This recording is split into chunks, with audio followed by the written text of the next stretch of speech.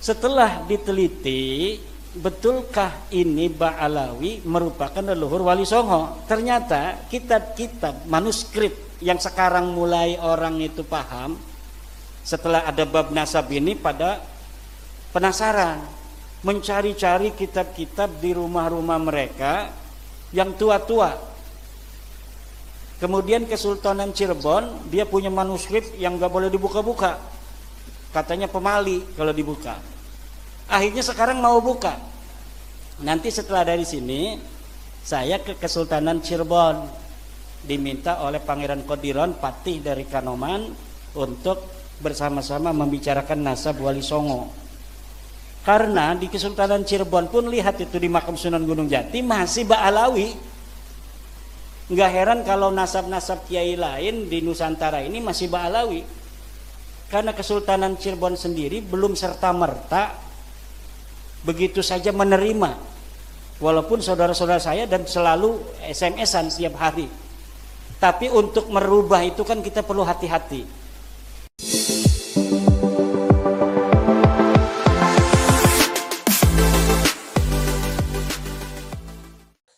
Assalamualaikum warahmatullahi ta'ala wabarakatuh. Ceramah kali ini terasa menarik ketika Kiai Imaduddin menjelaskan Wali Songo dan Ba'alawi. Kata Kiai Imad, sekitar tahun 1984 Ba'alawi memasukkan Wali Songo ke dalam nasab mereka. Namun sayangnya keturunan Wali Songo tidak tercover cukup baik dalam perjalanan Ba'alawi di Indonesia.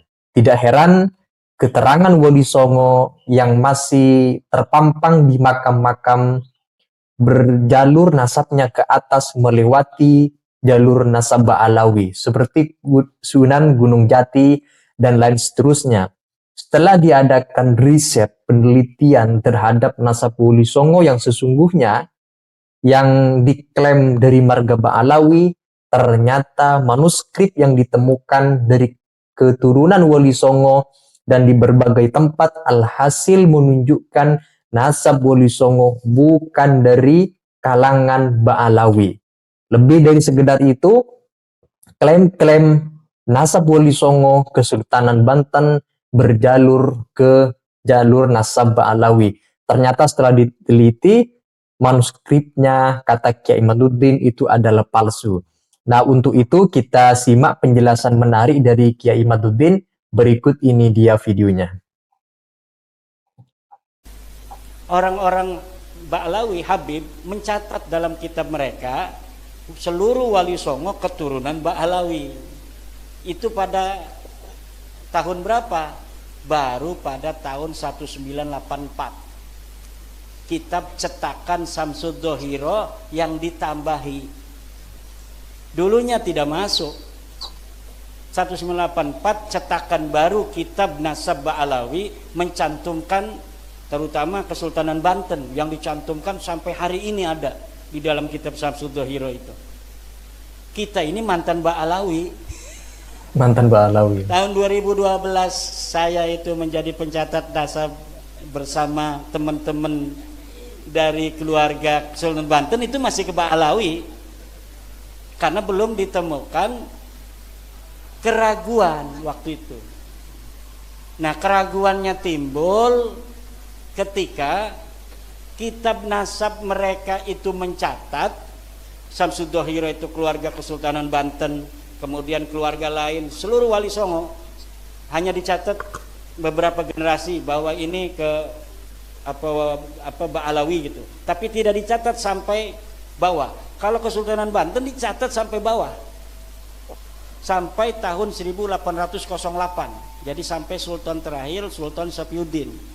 Nah, kalau Sunan Giri hanya Sunan Girinya saja gitu, Sunan yang lainnya saja. Tapi kalau Sultanan Banten dicatat sampai tahun 1808, keturunan Sultan Sapiuddin sampai Sultan hari ini, cuma Sultan budaya itu masih ada di dalam kitab Samsud Dohiro. Nah, setelah diteliti, betulkah ini Ba'alawi merupakan leluhur Wali Songo? Ternyata kitab-kitab manuskrip yang sekarang mulai orang itu paham, setelah ada bab nasab ini pada penasaran, mencari-cari kitab-kitab di rumah-rumah mereka yang tua-tua. Kemudian Kesultanan Cirebon, dia punya manuskrip yang gak boleh dibuka-buka, katanya pemali kalau dibuka. Akhirnya sekarang mau buka. Nanti setelah dari sini saya ke Kesultanan Cirebon, diminta oleh Pangeran Qodiron, patih dari Kanoman, untuk bersama-sama membicarakan nasab Wali Songo. Karena di Kesultanan Cirebon pun lihat itu di makam Sunan Gunung Jati masih Ba'alawi. Nggak heran kalau nasab-nasab kiai lain di Nusantara ini masih Ba'alawi. Karena Kesultanan Cirebon sendiri belum serta-merta begitu saja menerima. Walaupun saudara-saudara saya dan selalu SMS-an tiap hari. Tapi untuk merubah itu kan kita perlu hati-hati. Lalu mulai kapan? Masa iya 1984 saja ketika nasab Wali Songo itu ditulis dalam Samsul Hiro? Bukan. Sebelumnya sudah ada tahun 1960 sebuah manuskrip palsu ditulis. Jadi ada namanya manuskrip Negara Kertabumi. Katanya karya Pangeran Wangsakerta, salah satu putra Raja Cirebon tahun 1670. Nah, tahun 1670 di dalam manuskripnya itu ditulis silsilah Sunan Gunung Jati sampai ke Ubedillah. Setelah ini manuskrip dibawa ke ahli filolog dari Universitas Indonesia, ternyata kitab ini kertasnya tua, setelah pakai ludah, seret, tuanya hilang. Kertasnya ternyata kertas Manila. Kertas Manila itu ya kertas zaman sekarang itu, kayak karton itu. Itu. Jadi upaya itu sudah sejak 1960. Lalu yang tertua lagi di mana? Yang tertua lagi dalam tulisan Habib Salim bin Jindan. Habib Salim bin Jindan datang ke Kesultanan Banten, Sultanan Cirebon, Jogja, Solo, Madura. Bertemu dengan Syekh Khalil Bangkalan. Kemudian ini Syekh Khalil, silsilahnya Syekh Khalil ini dari Ampel, ini dari Sunan Gunung Jati sampai ke Rasulullah. Akhirnya sekarang orang-orang pada berihtijaj dengan Syekh Khalil. Katanya Syekh Khalil sendiri sudah menetapkan Wali Songo ini ke Ba'alawi. Iya, karena Syekh Khalil mendapatkannya dari Habib Salim bin Jindan. Habib Salim bin Jindan itu adalah ayah dari Habib Ahmad bin Jindan, orangnya soleh, tawadu, karena dia ngajinya sama kiai-kiai. Bukan sama kiai. Dia ngaji sama kiai-kiai. Makanya tawadu. Habib itu kalau ngaji sama kiai ya kayak kita. Tawadu kenapa? Sinaran cahaya Jawa, keramat Nusantara itu akan masuk ke dia. Yang berbeda-berbeda itu, lihat gurunya ada nggak guru Jawa, dapat nggak dia keramat tanah Jawa? Nggak dapat. Kalau yang sombong-sombong itu nggak dapat keramat tanah Jawa. Jadi dia tidak dapat doa dari Sabdo Palon sama Syekh Subakir dulunya. Kalau yang dapat doa dari Syekh Subakir perjanjiannya dengan Sabdo Palon, ya kita mengindonesia. Tidak ada perbedaan kita berdasarkan keturunan dengan siapapun. Nah, itu intinya. Kemudian, nah jadi Wali Songo ini sampai sekarang belum tuntas. Makanya saya jarang ngomong Wali Songo karena belum selesai. Dan menurut saya Wali Songo ini mau ke Nabi, mau ke jadi Syarif Sayyid, itu enggak terlalu berbahaya. Kenapa? Mereka mengutamakan ilmu. Tidak mengutamakan nasab. Jadi tidak akan merasa orang Jawa itu merasa direndahkan oleh turunan Wali Songo. Kalaulah cara Wali Songo sama dengan cara mereka ini sekarang nggak masuk Islam itu orang-orang Jawa. Orang Jawa itu begini-begini, tapi kalau direndahkan betul-betul melawan, betul nggak? Wali Songo tahu, makanya Wali Songo sangat merakyat. Dia merasa seperti orang Jawa sendiri. Makanya itu Sunan Kudus itu nggak ada anaknya yang pakai Sayyid, pakai Syarif, nggak ada. Walaupun dianya masih Sayyid Ja'far Shodiq, namanya masih pakai Sayyid Ja'far Shodiq, tapi anaknya saja nggak boleh pakai. Sampai sekarang anaknya ya menyatu aja dengan orang-orang di Kudus itu. Mungkin ada juga yang ngojek untuk Sunan Kudus itu, tuh keturunan Sunan Kudusnya itu. Ya nggak malu, karena apa? Nggak bawa-bawa marga, nggak bawa-bawa Sayyid, nggak bawa-bawa Syarif. Coba kalau Raden Tumenggung Mubarok misalnya, tiba-tiba ngejek pakai KRT Mubarok, ya kan itu merendahkan pangkat. Makanya udah, hal-hal yang bersifat feodalisme nggak usah disematkan di dalam nama. Nama itu cukup berdasarkan prestasi. Maka sebelum bab nasab ini saya yakin, saya sudah ceramah bahwa Dr. Andes itu lebih mulia dari Habib. Sebelum saya meneliti nasabnya, karena bertentangan dengan Al-Quran. Orang mengatakan hanya dia bermodal ada riwayat keturunan Nabi, dia lebih mulia dari orang lain, dia lebih mulia dari kiai. Nggak ada itu. Sarjana lebih mulia dari Habib, lebih mulia dari Raden, lebih mulia dari Tubagus, lebih mulia dari Kanjeng Raden Tumenggung. Kalau pangeran sendiri, pangeran anak raja, dia tidak lulus SD. Ada orang biasa tukang kolektor, dia adalah S1, lebih mulia tukang kolektor itu yang anaknya jadi S1 daripada raja yang menurunan pangeran yang tidak lulus SD acan.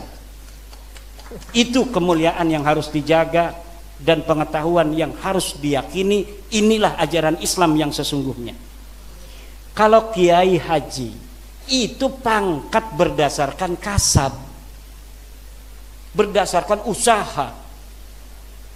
Usaha itu harus ditempelkan agar orang lain ingin berbuat yang sama, menuntut ilmu yang luar biasa sehingga dia bisa berpangkat KH. Ada KH, kiai haji, ada HK, hampir kiai. DRS, SE, IR itu mulia. Taruh itu di nama. Kenapa? Supaya banyak orang mencontoh. Siapa saja bisa untuk menggapainya kalau dia mau kerja keras. Tapi kalau R, Raden, itu dia lahir jadi Raden. Apa yang dibanggakan, orang dia nggak kerja apa-apa, pangkatnya R kok. Maka saya nggak pernah pakai RR. Itu ada di YouTube pakai KHR, orang yang nulis itu mah. Saya tidak pernah pakai RR. Kenapa? Malu-maluin, apa yang dibanggakan dari R? Seperti kita ini mukanya begini, ya dari lahirnya begini, dari Allahnya begini. Kita nggak mesen begini, nggak usah bangga-banggain karena hidungnya mancung. Walaupun saya mancung, saya nggak bangga.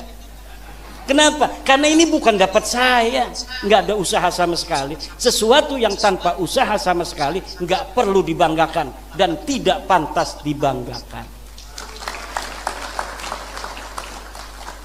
Yang dibanggakan itu kerja keras. Kerja keras itu dia jadi ketua PCNU karena dinilai pantas oleh para kiai. Dilihat pantas jadi seorang ketua PC. Ini kalau ketua PC-nya Pak Kiai Mubarak akan apa luar biasa mobilitas dari organisasi NU di Wonogiri. Kiai-kiai sepakat, udah Kiai Mubarak saja. Akhirnya seluruh MWC dikontak. Kiai Mubarak PC, ketua PC begitu. Allah yang mentakdirkan berdasarkan apa? Usaha dan prestasi, bukan berdasarkan keturunan. Setiap orang yang tidak punya dia itu privilege dari keturunan, kemudian hari ini menghormati orang berdasar keturunannya, dia menginjak-injak harga dirinya sendiri. Orang yang dia turunan raja, turunan nabi, yang karena itu dia harus menghormati orang lain hanya berdasarkan keturunannya, bukan berdasar prestasinya. Kita yang menghormatinya itu sedang menginjak-injak kemanusiaan kita sendiri. Seakan-akan Allah ini tidak adil. Kita diciptakan hanya untuk menghormati orang. Kenapa kita tidak diciptakan sebagai anak raja? Kenapa kita tidak diciptakan sebagai anak daripada keturunan Rasul? Dan itu tidak mungkin Allah tidak adil. Karena Allah tidak mungkin tidak adil, maka Allah sudah bikin sebuah garis keras. Inna akramakum indallahi atqakum. Yang paling mulia itu bukan dia keturunan daripada Nabiku Muhammad, tapi dia yang paling mulia menyembah aku dengan seikhlas-ikhlasnya. Itu patokan kita. Hadis Nabi juga begitu. Tidak ada hadis Nabi hormatilah keturunanku, tidak ada. Ada itu Habib di dalam ceramahnya, hormatilah keturunanku. Siapa orang yang menolong keturunanku, maka aku akan membalasnya di akhirat. Hadis palsu itu. Pasti hadis palsu. Yakin, seyakin-yakinnya. Hanya ada di kitab-kitab Ba'alawi yang begitu. Teman-teman, dari penjelasan Kiai Imad yang kita simak barusan, yang bikin perhatian perkataan beliau bahwa apabila Habib Ba'alawi pernah berguru kepada Kiai-Kiai Nusantara, Jawa lah, dapat dipastikan memiliki rasa tawadhu yang luar biasa, berakhlak sopan santun, layaknya orang Jawa pada umumnya.